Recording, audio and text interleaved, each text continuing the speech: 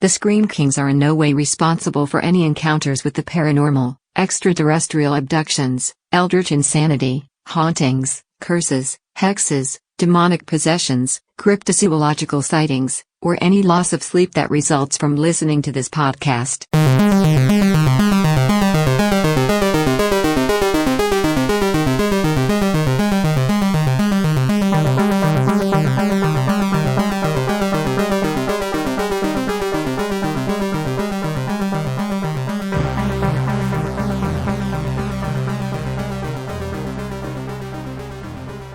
This is the Scream Kings podcast. I'm Nathaniel Darkish. And this is Max George. I know this is crazy, but maybe this podcast started out as something else. A chameleon, a lizard, maybe even a dog. It ate those leaves and it's changing into whatever it is now, to what we just saw.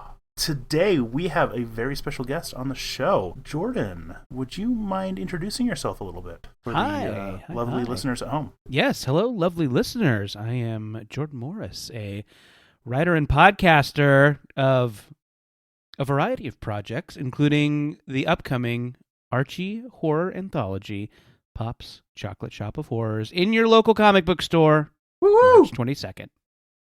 That's so soon. How does that feel, Jordan? It's exciting, yeah. I was like a big comics kid, and working in comics is a like kind of recent-ish thing for me, and it is so fun. It's like you know, it's a childhood dream, and it's like, well, obviously, when I get to do my childhood dream, it'll be like dark and sinister and ruin my life somehow. But in this case, it's like, no, I got to do it, and it was really fun, and I love it. So, yeah, I kind of wish, you know, it would be more poetic if it, you know, tore me apart somehow, if it ruined my life. But it's just kind of been fun. I guess it still could ruin my life. I guess something could happen. There is still time. There's still time, yes. Who knows? You know, this Archie, anthology might just put you into such a level of superstardom that it's just nothing but, you know, just benders and right, just, you know, just doing blow with Brian Michael Bendis backstage at Hall H. Well, of course, we get into a fist fight with Gail Simone. Hell yeah! my tragic downfall starts all because of the gang from Riverdale. Yeah. Before we get too much into the Archie comic, which of course we're very excited to talk about, just wanted to, you know, acknowledge some of your other bona fides. Sure. You know, you are, I guess, one of the OG podcasters in a lot of ways. How long has Jordan Jesse Go been going? Oh gosh, 15-ish years. I think we're kind of in the upper 700s when it comes to episode numbers. Jesse and I do a podcast, Jesse Thorne, I should say. He of many other great podcasts. We do a just goofy fuck around chat show. It's very podcast 1.0. We dick around. We have a guest every week. We take some phone calls. It's very like format light and very kind of nonsense heavy. Yeah, and we started doing it, you know, 15 years ago when there were, you know, when podcasts were still a pretty niche thing. I guess they still are kind of niche in their own way, but like even more niche than they are now. And yeah, it was like, you know, kind of like Mac tips and Harry Potter fan fiction, and like that was podcasts. So yeah, we had a college radio show together. We went to UC Santa Cruz and we did a goofy, you know, show on our college radio station. I'm sure there were upwards of 3 people listening at all times, but yeah, we really loved doing it, and it was like a fun way I started like creating comedy for myself. And yeah, I think definitely like started to get me thinking about like doing comedy as a career. And yeah, and then after we graduated, Jesse was hip to this new tech called podcasting, and we just kind of did it, and here we are, still doing it. I have to fangirl a little bit because I listened to a few of your episodes, and I am a massive Critical Role fan. Oh yeah, I love Vox Machina. You guys, your discussion with Sam Riegel just made my little nerd heart explode. And I am now like one person away from from my Critical Role fantasy. So thank you. No, happy to do it. Sam's the greatest, and I am a huge fan of the Vox Machina show on over there on Amazon Prime. Isn't it so great? It's so just good. The pinnacle of adult animation. I feel like. Yeah. The like emotional stuff works, but the fighting is cool and the jokes are good. Just like every little bit of it works, and it's amazing that they can, kind of have that tone, in adult animation where nothing against your Adult Swim shows, but they can be kind of like heavy on randomness and light on feeling. Yeah, absolutely. It's nice that something can kind of do all that stuff. And yeah, Sam's an awesome dude. Keep an eye on the Jordan Jesse Go feed. There might be a new Sam Riegel episode dropping soon. Tell him skinny gay boy in Utah loves him. So I will text him now. Oh God, I'm gonna need more wine. Well, not only have you done Jordan Jesse Go, which obviously puts you at the forefront of podcasting, we also then made a very big splash with Bubble. I know that got all of the awards and nice blurbs from various magazines and all of that. So. All awards. We EGOT'd through releasing a graphic novel. Yes, I should say a podcast first that was turned into a graphic novel, and we EGOT'd. We got a Blockbuster Entertainment Award. We got a People's Choice. Even just like awards that aren't around anymore, we got them. You got slimed. The whole thing. Yes, the Kids' Choice Award. Mark Summers presented it himself. Oh damn! How was the slime? What did it feel like? It tastes amazing. It did wonders for my skin. Love getting slimed. Good. Love to get slimed. The moisturizing regimen that we all need and want. Yes, exactly. But no. So Bubble was a scripted comedy sci-fi podcast that we did over there on Maximum Fun, and the good folks at First Second Publishing asked if we wanted to turn it into a graphic novel, and I've never said yes to anything faster in my life. It was so much fun, and we got nominated for 2 Eisners, which was totally awesome and thrilling. Did not win, but who needs to win? Not me. Getting even nominated for an Eisner is something you can still put on your wall. Nomination letter. Yeah, totally. It was awesome to be nominated, and like so fun to sit in that room during the award ceremony with like Neil Gaiman and Kelly Sue DeConnick, and just totally wild to be there amongst those people. And the Bubble graphic novel I think turned out great. I co-wrote it with a great comedy writer named Sarah Morgan, and Tony Cliff, the great Tony Cliff, did the art, and it turned out beautifully. It's kind of a funny satirical sci-fi romp with some Buffy vibes, and it's about the power of friendship and how you can use it to kill aliens. It's called Bubble. It's still out there in stores. You can grab it where you get your books and comics. Pick that up next to the Archie comic that you're going to be picking up too. Yeah, definitely. If you can get those in one trip, that's a fun weekend of comics right there. Hell yeah. And you've also just written for various TV shows, everything from At Midnight, which I quite enjoyed in its unfortunately not long enough run, and Unikitty and Jellystone and all sorts of dope stuff. I should mention the Jellystone episodes I wrote are not up yet, but they are in a forthcoming season of Jellystone. I was a big fan of the first couple seasons of that show, so it was like a total thrill to be asked to write for them. So keep an eye on your HBO Max app for new Jellystone. And I also wanted to, since we are a horror podcast, hear a little bit about a youth group, because you mentioned this on your website under your writing credentials, and I want to know everything about it. Totally, yeah. I'm really excited. I actually just did my final proofreading of Youth Group. It's definitely in my brain. It is an upcoming YA horror comedy graphic novel from myself and a great artist named Bowen McGurty. who did another great horror comedy series called Spectre Inspectors over there for Boom Studios. It's another book you can check out. Her art is beautiful in that. Yeah, and it is kind of based around my time in Orange County, California in the 90s in a hip youth group where a dude with tattoo sleeves sat backwards in a chair and rapped with us about a cool dude named JC who was pretty punk rock. Yeah, so I was in one of those hip youth groups, and I just, kind of had a fantasy about what if those goofballs had to do actual exorcisms. And yeah, that's kind of the premise of the book. It's a kind of a gothy skeptic who gets roped into this youth group where they're doing actual exorcisms. And, adventures, laughs, spooks ensue. So, yeah, I'm really excited about Youth Group. That should be coming out next year from 1st, 2nd. So, yeah, keep an eye on social media and stuff. I'll definitely be flogging that hard and letting people know when they can pre-order.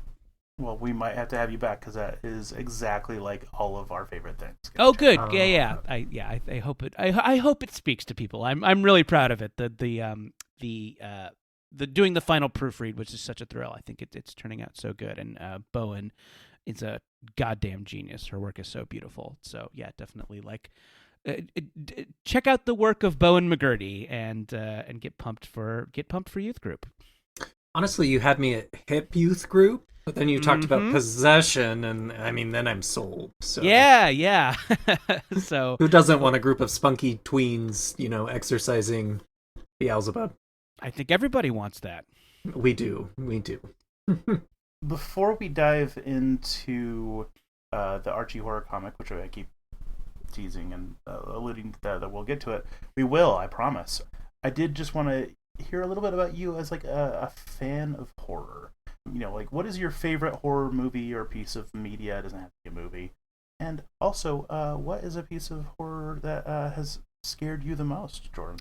So I was a late bloomer when it came to horror. We didn't watch a lot of it around the house growing up, so it was something that I experienced occasionally when I was at a sleepover or something. So it took me a long time to build up my horror armor. The first couple horror movies I saw, usually at a sleepover, it was at a friend's house or on TV in the background, really, really scared me. I think the first one I remember seeing and being affected by was Poltergeist. I remember Poltergeist being on at a friend's house and it just terrifying me, the getting sucked into the TV thing and all the clown stuff and the evil tree just couldn't have scared me more. Watching that movie now, you're that's a pretty campy, silly movie, but as a kid I was just I was so traumatized by it. And there's that scene when they go into the bathroom and they're ripping the face apart. Yeah. As a kid, that was my horror moment, I feel where I just could not unsee that. And then, yeah, you watch it again, and it's oh, that's pepperoni slices. Right, yeah, for sure. Yeah, I think Poltergeist, being PG and maybe having, Spielberg attached to it, I think was something that people put on at sleepovers or that was on TV a lot. So I think maybe it traumatized a bunch of kids who were kind of too young for it. But anyway, I do like it now. I do really think it's a cool movie, but definitely scared me a ton as a kid. So I didn't I didn't watch a ton of horror, but until high school. So high school, my freshman year of high school was 1996, the year Scream came out. And I think until then, and maybe this is just my memory, but I remember there not being a ton of horror in theaters. It was kind of a nerd thing or kind of a niche thing. And then Scream being such a huge hit caused this huge flood of horror movies, cheap horror movies aimed at teenagers. And it was such a social thing for the kids I grew up with. I had to either grow a pair and watch horror movies, or I wasn't going to be invited to hang out. So I kind of sacked it up, and I had this friend named Ryan Christian. Ryan Christian, if you're out there, thank you for the horror education, he, had a big video collection and just kind of like took me through the classics. We kind of like fast forwarded, to like famous kills. And he's like, okay, this is The Thing. It's a remake of an old black and white horror movie. It's one of the first John Carpenter movies. He also directed Halloween. There's a bunch of them. The first one is great. It gets less good. Three's kind of crazy. And he just kind of took me through horror history. And yeah, once I kind of built up the armor and got familiar with the tropes and, kind of locked into the way in which horror movies can be funny, I just loved it. So, yeah, I was kind of a late bloomer, but eventually I came around, and now I love the stuff. So, what is your all-time favorite horror? Oh, so, I mentioned The Thing. The Thing is awesome. Cold-ass take, I know. So good, though. Yeah, it's awesome. Still as cool and scary today as it was then, I'm sure. Maybe even more so. I mean, I guess it was kind of a bomb at the time. So yeah, maybe it's even like, yeah, I guess it's like just proof of how greatly that movie has aged. Yeah, as far like I did have a little period a couple years ago where I went back and did all the old Universal horror movies. Bride of Frankenstein is such an amazing movie. So funny, so weird. Yeah, and I have a soft spot for the Resident Evil franchise. Oh, Mila boy. Jovovich ones, not any of the reboots. I just love those goofy-ass movies. Yeah, they're so cool. Some of them are surprisingly well made. Some of them aren't. But, yeah, they're just like a ton of fun. And I will, I ditched cable not too long ago, but before I did, I would always stop when they played on Sci-Fi Network, and I've got a couple of the DVDs. I love popping those in every now and then. So, yeah, I don't know. Check out the Resident Evil franchise. A little better than you remember. I can feel Nathaniel seething through the ether right now. Oh, not a fan, huh? I just love those games so much, and I hate those movies because they're not the games. I don't know. Okay. Yeah, I respect that. I've heard that from a lot of people. I also love the games. Here's what I'll say. Here's my stance on that. Although it ditches some of the characters and the plot points, I think it understands what's fun about those games. It's not trying to be something else. It is trying to be a Resident Evil movie, and it understands that the games are fun because they're crazy, because they're campy, and because they kind of awkwardly integrate science fiction into zombie shit. Which we'll also discuss in the movie today. Oh, yeah, sure. But yeah, anyway, but I do not begrudge a Resident Evil fan not loving those movies, but me personally, I think they do a dynamite job reproducing the general fun of the games. I will give you that the second Resident Evil movie wasn't the worst adaptation of Resi 2 and 3 that I've seen. Oh yeah, they kind of crammed together the games into one plot. Yeah, I don't know. I kind of thought that was cool. I kind of thought it was cool how they took stuff from both games, but obviously they go absolutely off the rails after then and don't take anything from the games. But yeah, they don't look back after that point. But up until them nuking Raccoon City and all of the stuff with Nemesis and stuff, I was at least kind of on board. So I'll give you that much at least.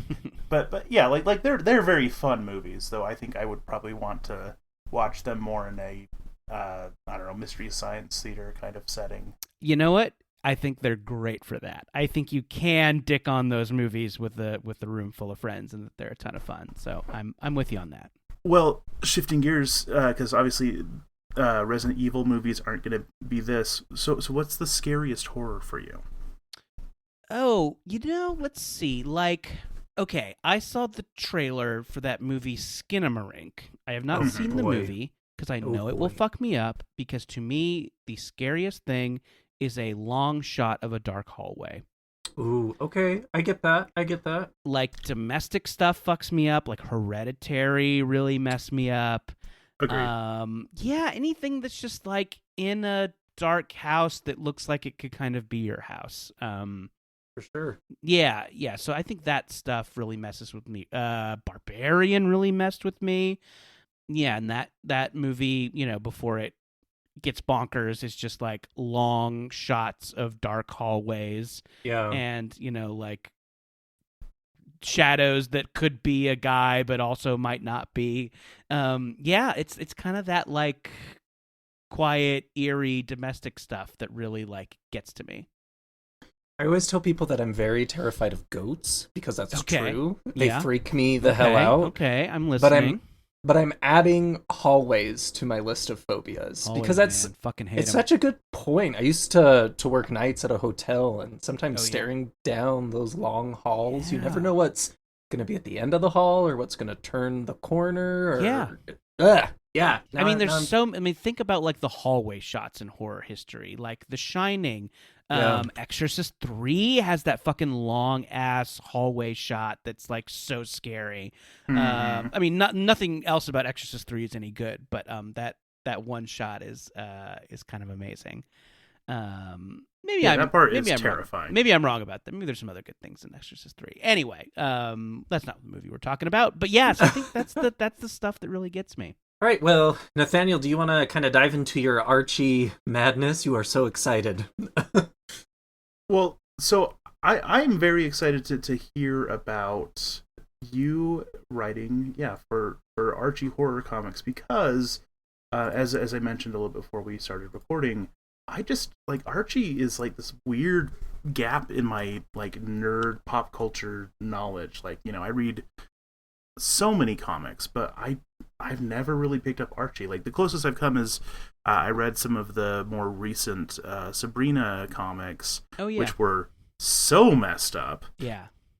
But other than that, I just I recognize the basic characters. I know that they went with a gritty reboot with Riverdale and all that stuff, but like I don't really know anything about it. So I guess tell us a little bit about this, Archie Horror comic that you wrote, and also just what's the deal with Archie and Sure. and Archie kind of having all of these different venues, everything from kind of the sort of classic 50s high school drama rom-com kind of thing to them diving into horror.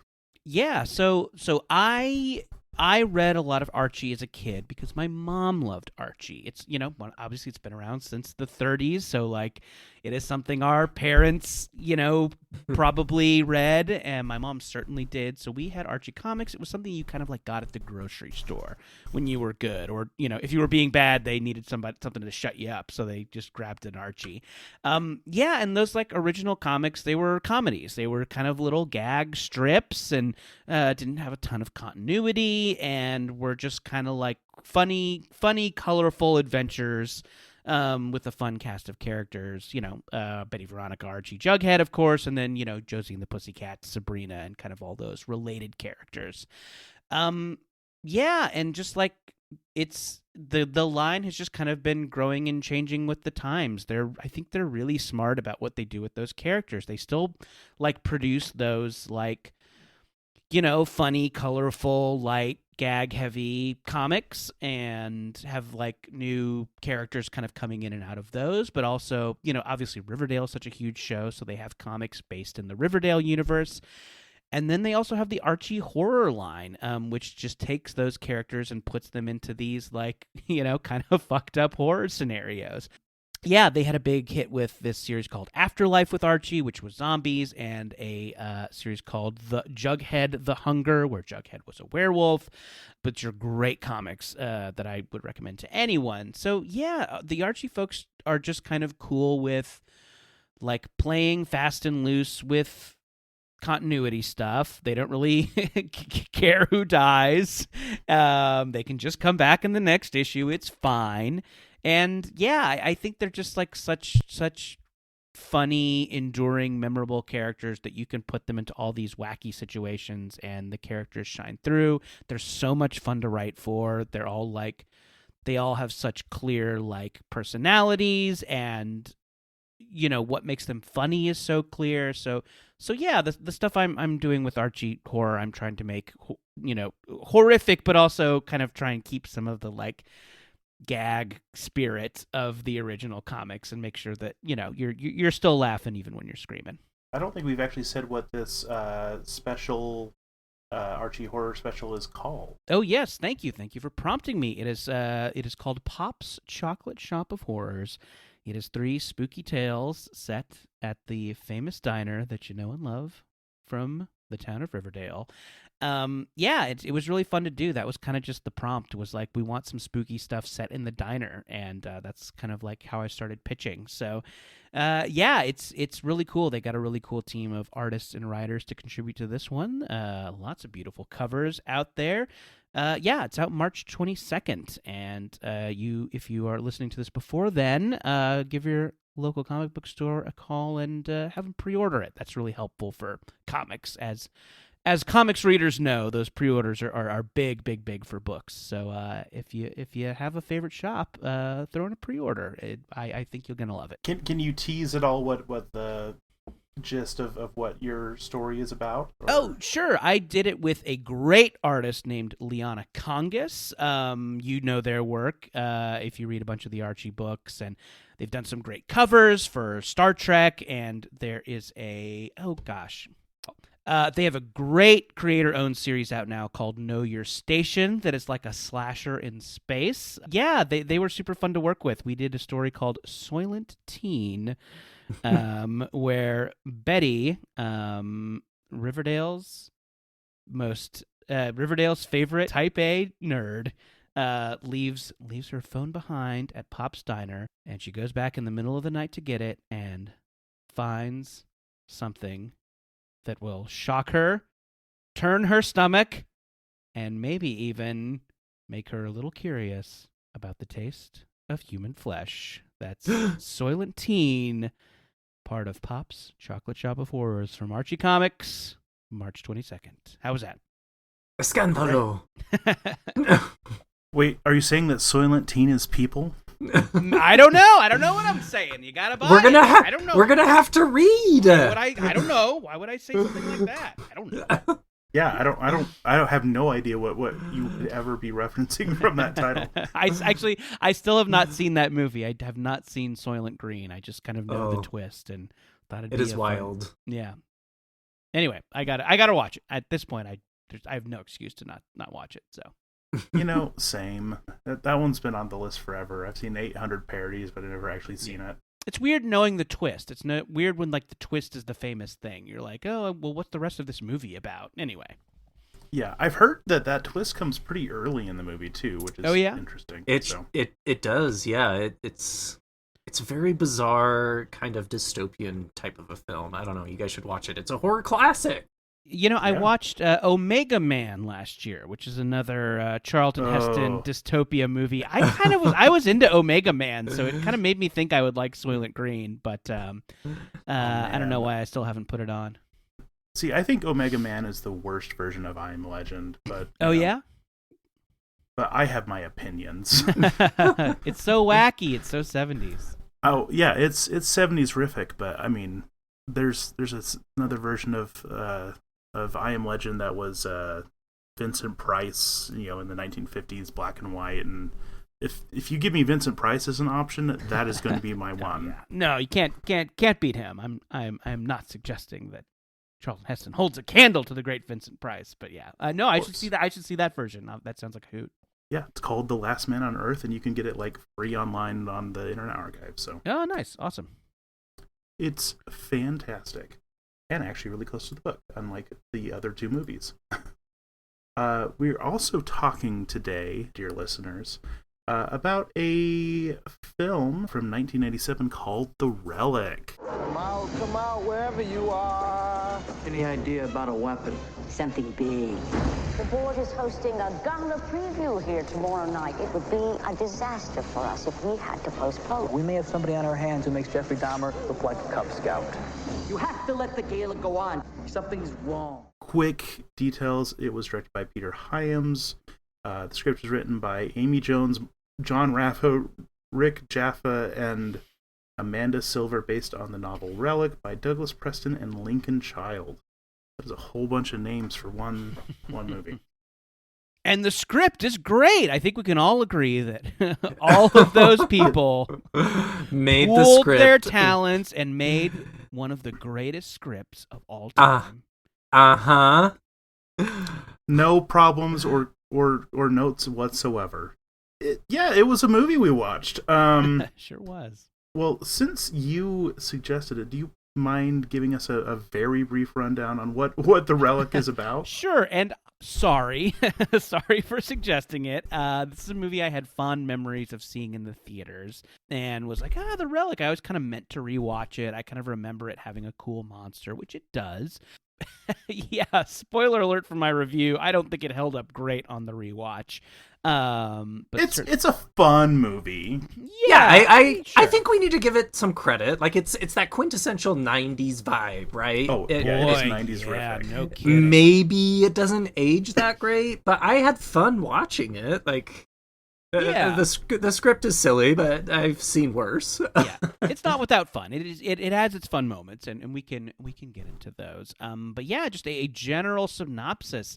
The movie, the inciting incident: a boat comes back from Brazil, I think, a cargo ship, and there's a bunch of dead bodies on it and some missing artifacts, and a surly detective who just lost his dog in a custody battle decides that they do not let you forget. Boy, they really think that's funny. They really hit that joke a bunch. So yeah, this grizzled detective who's kind of a modern Raymond Chandler kind of figure, which I think is a cool idea of this classic gumshoe is on the trail of this kind of supernatural murder monster. Anyway, so yeah, we got that going on. There's this kind of parallel story about a scientist looking for a grant who works for a museum that's having a big gala. The monster gets out at the gala, kills a bunch of people. Yeah, that's kind of it. Is that the Relic? Did I describe the Relic? Yeah, basically. He's you did forget that the gala must not be stopped by any means. Just insane. Yeah. So there's murders at this museum, and the big ticking clock. You got to have a ticking clock in a screenplay. That's true. They're having a big gala, like Batman villains attack. It's like so. I would love it if the monster was. Yeah, if the monster was in there killing people, and then just Mr. Freeze walked in. It's like, This tracks. Where's Poison Ivy? Yeah. Anyway, and it's like the most important thing in the city. Like the mayoral race depends on what happens at this gala. The mayor is demanding that it take place despite the murders.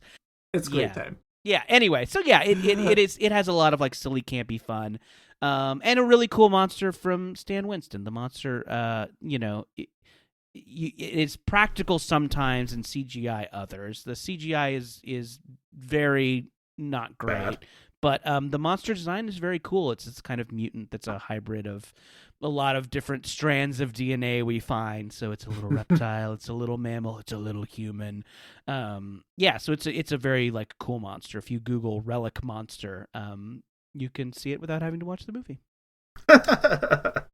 I think that gives us a pretty good rundown, and yeah, I think definitely the first thing to highlight is the creature effects. When we had the practical effects going on, it was real cool, and when it was the digital effects, it was significantly less cool, unfortunately. But yeah, I mean, Stan Winston freaking he doesn't mess around when he designs monsters. I mean, dude worked on The Thing. He worked on, just so many movies. So, yeah, it looks real cool. I really like that look that we had for it. And it, the way it moved, the way it hunted, the way it killed.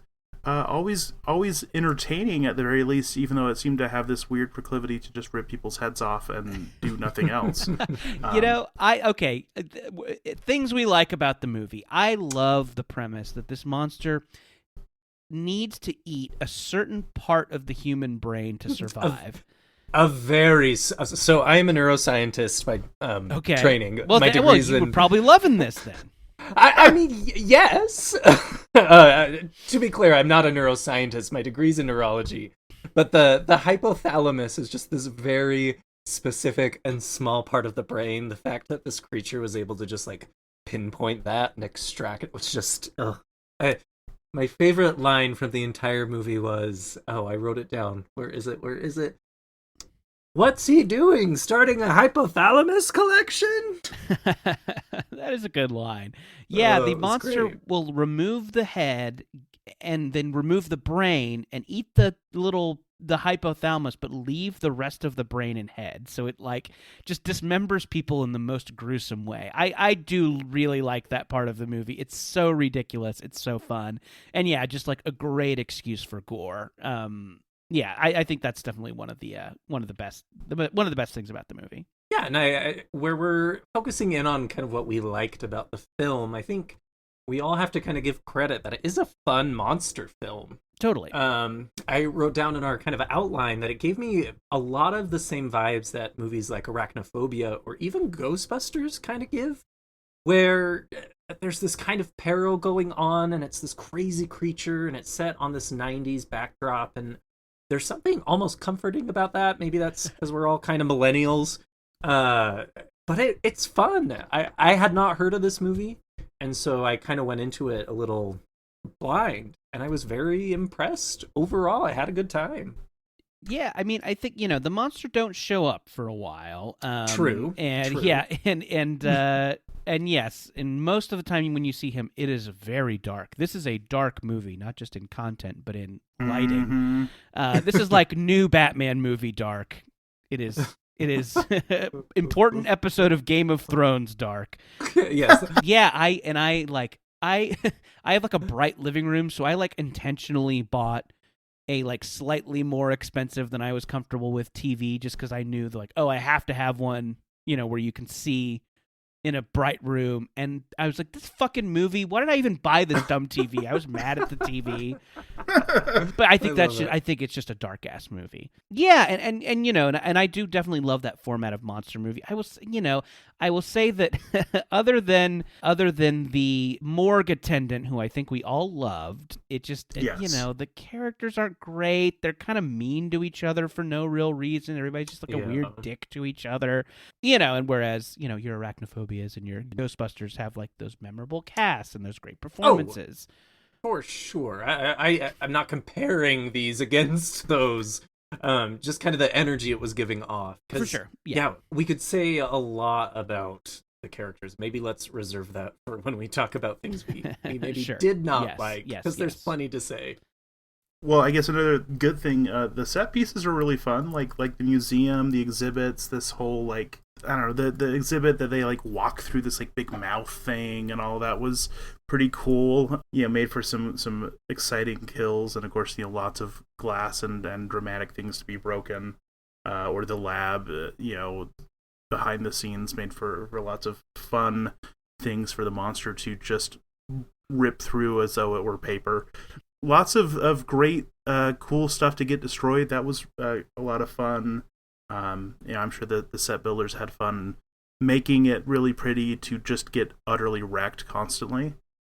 So that was always fun too. Yeah, really anything that we could see when things were going on in terms of the action and the kills and stuff. I was having a good time. Yeah. Again, there weren't nearly enough of those. Yeah, there's a lot of good gore. I think when we first see this cargo ship that that ran aground, there's some dead bodies under some boards that are really kind of cool and gross. And yeah, the monster obviously has this insane way of killing people, and he definitely rips some dudes apart in some really cool fun ways. So I like that it is kind of the gore that maybe you wanted from Jurassic Park at the time but didn't get. So yeah, I do like that it's a hard R, and some of the kills are a ton of fun. I have to give credit to those two little kids who are just little shits. Loved them. I thought they embodied quintessential 90s so well. Wait, so okay, what happened to them? Because you see something lunge at them from a first person. you think that they're dead, but later one of the cops just say like, the kids found something. It's like, what happened to them? Did I just look at my phone during that? So I don't know either, because I was watching the movie and I was like, wait, where did the kids go? Yeah. What happened to the kids? They do just kind of vanish. Yeah, I assume they must have been filming later than they were allowed to have kids on the set after that point. So so they could capture how dark everything needed to be. But yeah, I think it did say something like, the kids told us about this thing and that. And I think ultimately they're the ones who found one of the bodies in the museum. Yeah. And so I think that was the implication, and then that scared them away, and then we stopped having those entertaining random romps of these kids looking around and definitely getting into stuff that they shouldn't, paired with imminent peril. Yeah. Anyway, I wonder if there's like a longer Snyder cut of this movie where you see what happens to the kids. I was very confused by that. Anyway, but yeah, the kids do have like sassy 90s kid energy and are just, like mean to everybody. I also really liked Linda Hunt. She was kind of the curator of the gala or whatever, this kind of short lady with the big glasses.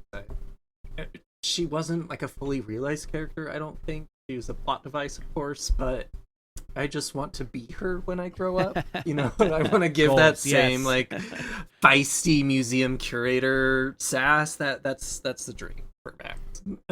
Yeah, I mean you gotta capture that Edna mode energy. Yes, very incredible. I do like that our scientist character that we mentioned, Margot, that we actually get to see her use like her knowledge of science to fight the monster, the Cathoga, I believe is what it's called. That was fun that she was able to very quickly put some chemicals together and use that to light half of the building on fire and ultimately kind of defeat this creature. That ending and her using that expertise apparently is not what happens in the book. The book, I guess they just shoot it. Very exciting. So I liked that we kind of have this different take and that we get to see a character who is competent in a certain field actually use their expertise in a way that's meaningful to the plot, instead of it just being set piece for her to wear glasses and look into microscopes off and on to do science at us. Well, no, along those same lines, I really appreciated the autopsy scene. Again, I'm a biology kind of a guy, and so hearing a lot of the terminology that they were going over in the autopsy was pretty accurate. And usually in cinema and movies, TV, whatever, it is not. So that felt very real, and it kind of pulled me back into the story a little bit. Of course, there's the weirdness of the hypothalamus, but it resonated. And again, I think there are a lot of like little good nuggets in this film, and if you zoom in on those nuggets, it's really fun. But when you take the film kind of as a macro level, that's where it kind of falls short. I think if you started this movie when like the museum gets locked down, I think that you've got a pretty fun half hour of monster kills and weird science gobbledygook. Because I do remember like starting to have fun once the shit hit the fan, but feeling like it took a long time to get there. But yeah, I think if you like start this movie while they're looking at the computer that's sequencing the DNA of the monster and you learn that it's a weird mutant hybrid, and then you just watch to the end, you're having a good time. Should we kind of move into things that maybe didn't work so well? I think it's kind of spilled over into our good discussion, so we might as well just dive on in. Let's talk about some characters, especially our lead detective, Vincent D'Agosta. I don't know how to say his last name. He drove me nuts. Yep. He was kind of a beefcake. There were some moments where I was like, is he cute? But then he'd open his mouth and I wanted to punch him. So. Yeah, it just I think in place of giving him a personality, they gave him two things. One, that He is very upset about losing a dog in a divorce. Again, they had that joke 850 times. Yeah, there's a lot of callbacks to that, and it gets less funny every time. There's some bad comedy in this movie. There is some very bad comedy in this movie. And also that he is superstitious. Right. We also get reminded about that roughly every 3 minutes. Oh, just going back to the dog real quick. I think the worst instance of the dog joke is that he's like talking to somebody on the phone, like, give me those files. I need the files. And then he's like, oh, you heard about the dog? What is it? On the internet? And it's like this clearly just this time in the 90s when the internet was a punchline. You could just say internet and like that was a joke. I feel like there was a time like kind of recently where you could just say Uber. Like, call an Uber, and then like that was a joke, and I feel like it was just like, this is this buzzy zeitgeist thing, and we'll just have him say, you saw it on the internet, and like that's all the comedy writing will have to do. It sucks.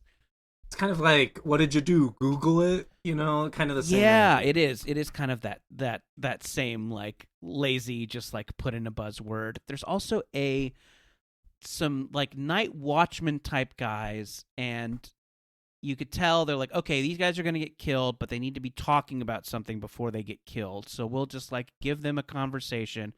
And one guy's like, have you tried a latte? Have you tried these lattes? They're so smooth. And the other guy's like, I like espresso. And it like, well, there's espresso in a latte.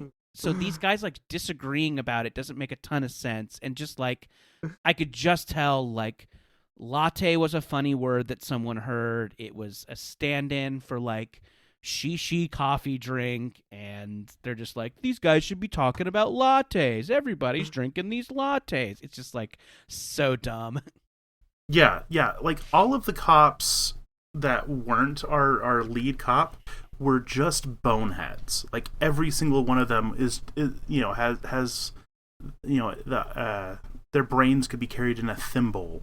Levels of just. You could say that their hypothalamus was removed. You could say that. You could. Oh, maybe that's a little twist we didn't know. It just all of these guys had their hypothalamus eaten out before they appeared on screen. It has nothing to do with upper cognitive thinking, so probably not. The more you know. The biggest thing for me that just made me laugh through the entire film was this dumb gala. It was like world changing. They could not stop the gala. People are dying. And not just dying, they were getting decapitated, and they still could not stop this gala. It just was there a time in American history when these galas were a big deal? Because I just know it as a trope. I just know it as where the Batman villain attacks, and like, yeah, if you want to see a bunch of like rich people get killed, which I understand wanting to see that. That's fine, but yeah, it just seems like they're these things that only exist in movies. So you have like the Met Gala and stuff. Okay, maybe that's a good example of are big and fancy, but a pandemic shut those down. Yeah. I would imagine decapitation at the place where the Met Gala is happening would also shut it down. Okay. Yeah, no, that's a good real world example. That's like enough of an answer to that question, I think. But no, we need them to be in conflict with it, but so that way we could have the mayor's famous speech about how his wife's cleavage got him elected. Oh God, yeah, I forgot about that. Okay, yeah. So the mayor, apparently this gala is important to him winning the election, and yeah, he has this run about his wife's cleavage.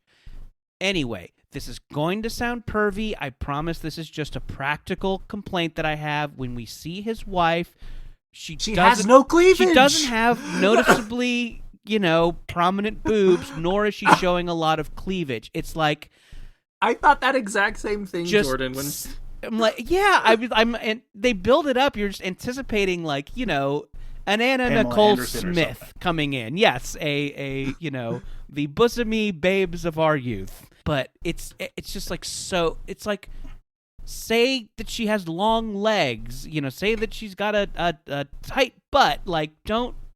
When you've cast the person, you can't anyway. It's so dumb. It's like, come on, this sucks.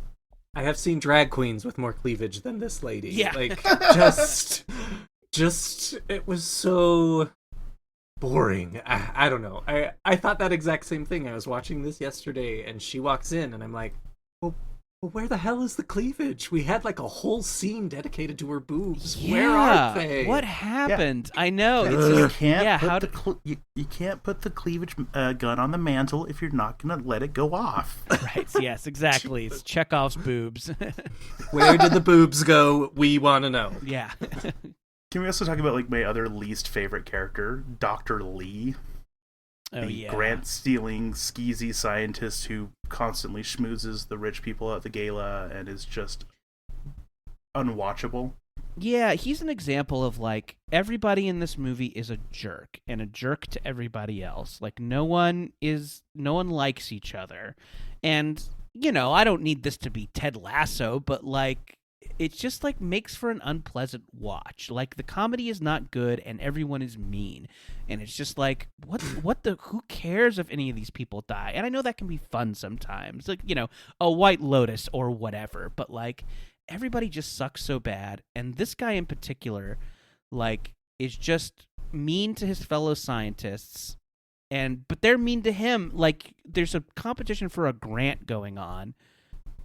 And they're like mad at him for going for the grant, but I'm like, can't anyone just go for the grant? It's his right. He has a thing he wants to study. Don't yell at this guy for going for this grant. Like, you make a better presentation than him. I don't know, but he was such a dick. It was just this thing where I'm like, I just hate everyone. I just hate everyone involved, and I don't like watching them. Yeah, and he got so much screen time. Boy, he really did. Yeah, they really thought this guy was funny. I don't know who the actor is, and maybe he's good in other things, but yeah, he's just like so not fun to watch. And it's one of those things as well that if none of the characters like each other, we're not gonna like the characters either, and it takes you out of the fantasy. And to your point, again, similar to the gala, it's a grant. I worked in academic research. Like, anybody is up for that. It doesn't matter who you are. So it just was this weird plot string that they were pulling on way too hard to create drama almost that just didn't work. I know. Yeah, I did not need like the grant dispute at all. Yeah, it had zero place in the film. Like, it was not needed. Yeah. And again, that was like 30 minutes of screen time was just talking about it. Not even like any stuff that resulted from it. Just talking about this grant. So we have something for these people to talk about. Yeah. Or, it does. Yeah. The movie seems so padded and like, it's not a super long movie. It's like an hour and 40 minutes, but yeah, it just feels 20 minutes too long still. It's like, yeah, it'd have been nice if there was like, can we get some sub mutants before the big mutant, Can they, because these monsters according to the lore can be any combination of any animal, and you could create some cool creatures. And yeah, I'm sure budget was a consideration. Maybe there is a version of this script that has a ton of monsters in it, but like, I don't know. I mean, I think she squashes a big spider at some point that I guess was mutating, but it's like, I don't know, can we, before we get to the big boss, aren't we supposed to kill some mini bosses first? I know that's video game logic, but like, man alive, something needs to happen in this thing. I also kind of want to talk about the monster itself, because while I enjoyed kind of its representation, like a chimera is a really fun idea, they tried to spin it in this weird, like, South American, European folklore thing, and I'm an occultist, I really like demonology, I really like religion and mythology, and so when they're describing the Kothoga and how it's this ancient demon from South America that was worshipped, but it's Satan at the same time, and it's I think they call it the son of Satan at some point. Mm-hmm. Right. Like it so does, is it, you can summon it to do your bidding. Right. So is it a South American like deity, or is it a Judeo-Christian son of Satan? Because South America would have no idea who Satan was, right? It didn't work for me. It felt very much that kind of Americanized Christianity of everything that is foreign is just Christianity in disguise.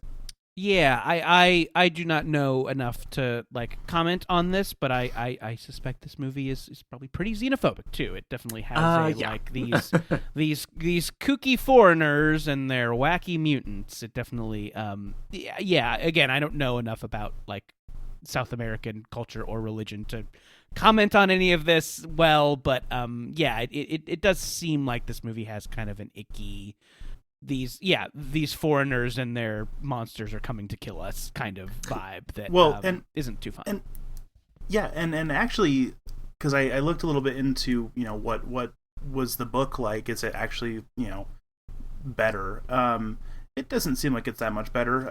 A lot of the beats are the same, but it actually like explains like kind of a twist that I'm going to talk about a little bit that also really didn't work for me, especially in this movie.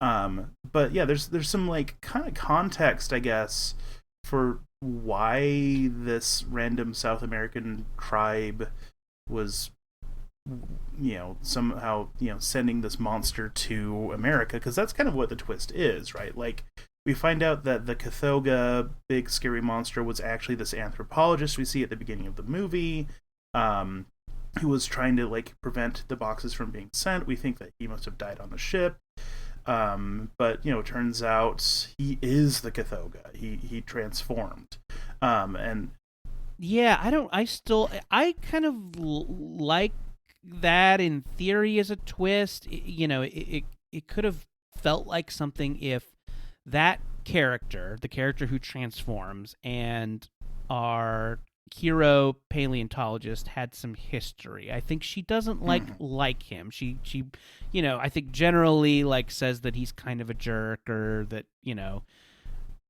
whatever. I think she kind of sort of doesn't like him, and maybe that's enough, and maybe that kind of implies a history. But I don't know if there was something where he was harassing her at the museum or something, and then he comes back as this monster that's literally trying to kill her. It's like, okay, that's something, that's a thing. But yeah, it just seems like, oh, it's this guy she kind of knew and didn't really like, and now he's a monster. And also, how did he get on the boat? Did he put himself in the crate? What's the logic of that? I think what it was is he was trying to pull the leaves or something out of the boat. He like hopped onto the boat to try to find the boxes that he was shipping, to rip them out. Again, didn't do a great job of explaining any of this. And then the boat started to leave with him still in the cargo thing. And yeah, then I think we're supposed to assume that it got out of one of the boxes and killed him, but it turns out he being on the boat is what then kind of unleashed this menace on all of the living beings on the boat. Okay. Which I love that image, by the way, of this creepy boat, just arriving, everyone's dead on it. It feels very Dracula. Yeah, for sure. But it just didn't ever quite come together. But yeah, so I guess part of what the book was doing is it was basically something along the lines of the South American tribe that he was studying, that basically performed some ritual that made him start to transform into this monster. They wanted him to be sent back to America to wreak some havoc because they were mad at Americans for burning down some rainforest or something like that. So no, I didn't catch that. I kind of like that. That's kind of a neat twist. I mean, obviously it is, kind of feeds into that, evil foreigner narrative that's not great, but also, yeah, I kind of like them sending it as revenge. That's kind of funny. Yeah, like, so at least like there is an explanation. It's just nowhere in the script of the movie. Somehow those 4 people who were working on it just never tied that in, and said we're just too busy writing divorce dog jokes. Yeah. Oh, is that a detail in the book? Yeah. Oh, yes, okay. Oh, okay. Yeah, that's there's some fun there. Yeah, but other than that, it seems like it's basically the same, except that it's in New York instead of Chicago. And other than that, yeah, it's very similar from everything that I was reading. There's So, like a series just- of them, right? Feel like I read somewhere that there's like more than one Relic book. I didn't see any indication of that. I can check. Yeah, I think we've come to the point where, we've talked about the good, we talked about the bad. Let's wrap this up. This movie probably doesn't need any more of our energy. Okay, so yeah, let's talk ratings. On that 1 to 10 scale, how do we want to give it as far as crowns go? How good is this movie? And I'll start us off. I'll give it a 5.5. It's probably more than it deserves, but I had a very fun time watching that the last half hour of the movie, regardless of how little I could tell what was going on. I don't know. Yeah, this seems like a movie that is just fun to make fun of with people, and so I had fun with it, regardless of the fact that it, frankly, isn't actually that good. Yeah, I gave it a 4, a little bit lower. Originally, I rated it as a 6, but then I took a step back and started thinking about it a little bit more, and dropped it down to a 4. Yeah, I'm probably gonna go 4 too. Although I kind of understand how it could be kind of a fun surprise if you hadn't heard of it, and then it has some of this kind of bonkers stuff in it. And also I realize it probably has a lot of value as a, dick on it with friends, sit around and smoke weed and crack jokes type of movie. So that actually could be fun. I watched it, alone eating cereal, so didn't have a great time. But yeah, maybe if it's a little like group hang type thing, that could be a ton of fun. I just think the cool stuff is kind of few and far between. The rest of the movie is kind of a slog. I think you can get the idea watching like a clip compilation on YouTube if you want to like see the monster and some of the funny weird lines. I'm sure somebody has cut it together on YouTube, and that I think that's a better use of time than actually watching the movie. And on a 1 to 10 scale, let's talk about screams. I gave it a 3. There are a few pretty gruesome and creepy moments throughout, though, it might be more of a 2.5 than a 3. I don't know. It didn't really disturb me that much. Yeah, I gave it a 2. I mean, there's some gore that's fun. It's not necessarily scary, but it didn't bore me. It wasn't like a rom-com, so I gave it a 2. Yeah, I'll do maybe a 3 for this. I think some of the gore is disturbing, especially kind of finding those early bodies on the ship. There's a kind of a fun ick factor to it. There's a lot of fake out scares in this. There's a literal cat. There's a cat on the ship that jumps out. There's the med students are playing a prank and they hold a skeleton up to the window. There's so many fucking fake out bullshit scares in this that like make the actual scary stuff I think less impactful. But there's some kind of like there's some gore that got me. And a couple of dark hallways. I'll say as a man who's scared by a dark hallway, this had a few, and some dark other rooms as well. And dark everything. All dark rooms, yes. All right. Well, I guess to wrap up this episode a little bit, let's just talk about how we're staying spooky. Max, how are you staying spooky? Oh my lord. A few nights ago, I watched Jeepers Creepers Reborn. I really enjoy the first Jeepers Creepers. I think it's an underrated monster film. I like it too. I like it too. I'm with you. I think Jeepers Creepers is a blast. I think that is kind Jordan. of like the kind of movie that you wish this movie was. But yeah. Anyway, I saw that they made a remake 2022. I was like, okay, it's not going to be good, but it will be fun. And oh dear Lord below us. The actors were slipping in and out of accents. The dialogue was just the most clunky dialogue I've ever seen. And then about halfway, I think they ran out of budget because it felt like in Schitt's Creek when Moira goes to be on the Crowaning 2, and they have all of that green screen crow effect. Yes. That was this movie for the last half.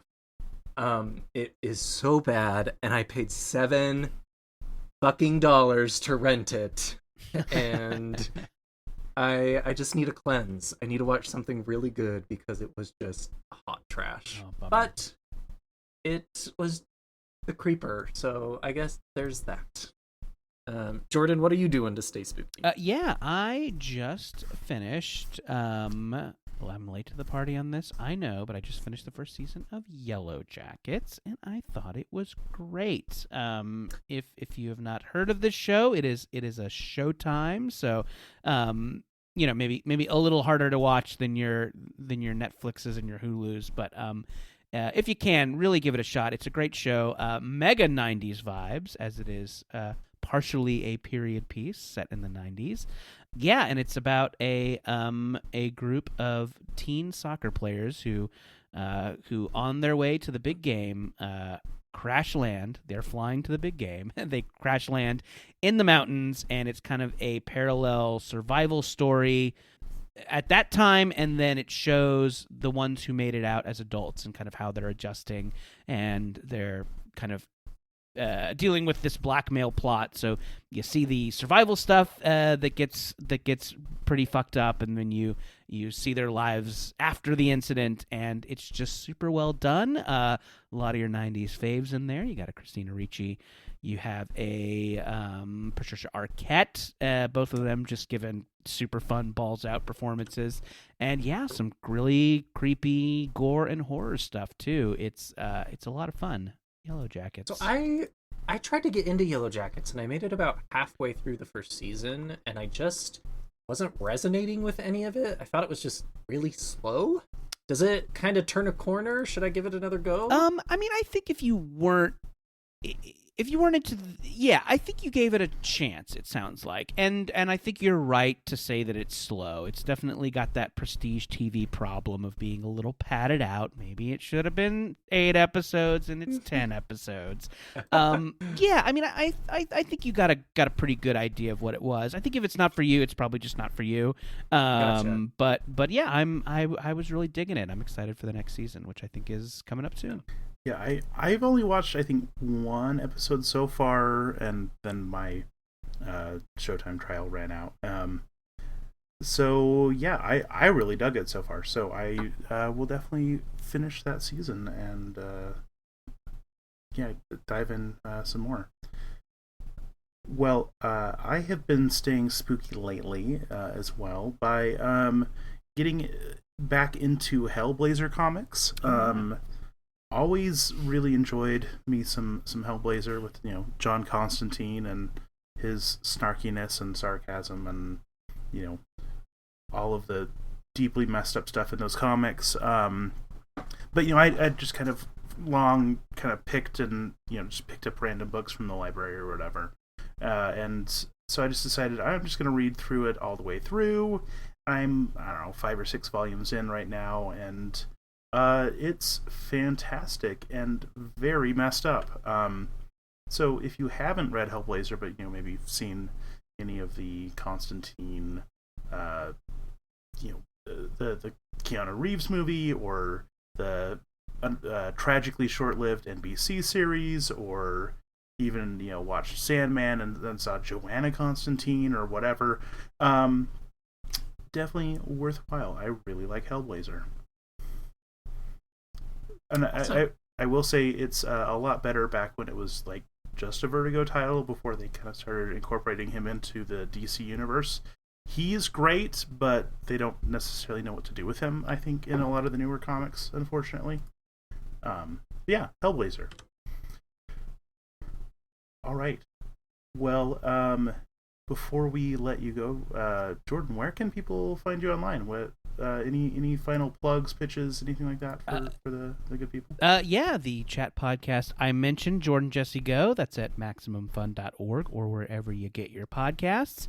And Pop's Chocolate Shop of Horrors from Archie Comics. That's at your local comic book store, March 22nd. Pre-order now. All right. Well, since I don't think there's anything else to say, stay spooky. Stay spooky. Need even more Scream Kings? Here's our obligatory shameless social media plug. Follow us on Twitter or Instagram at Scream Kings Pod. You could also email us at screamkingspodcast@gmail.com. Help us reach a wider audience of horror fans by leaving a review on iTunes or by sharing a link on social media. You can also support the show by going to patreon.com/Scream Kings. Stay spooky.